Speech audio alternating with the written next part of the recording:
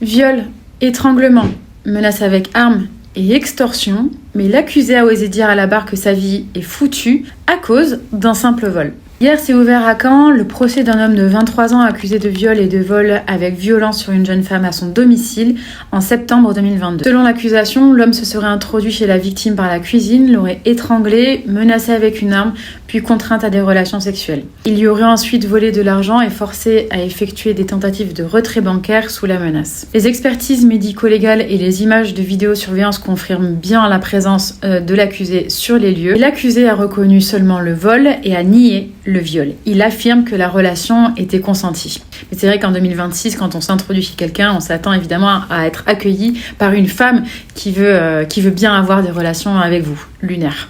L'audience a également mis en lumière son lourd passé judiciaire qui, comme d'habitude, plusieurs condamnations, des faits de violence et de nombreux séjours en détention. Et comme d'habitude, malgré cela, il était en liberté au moment des faits. Ce procès relance une question qui est, je pense, centrale.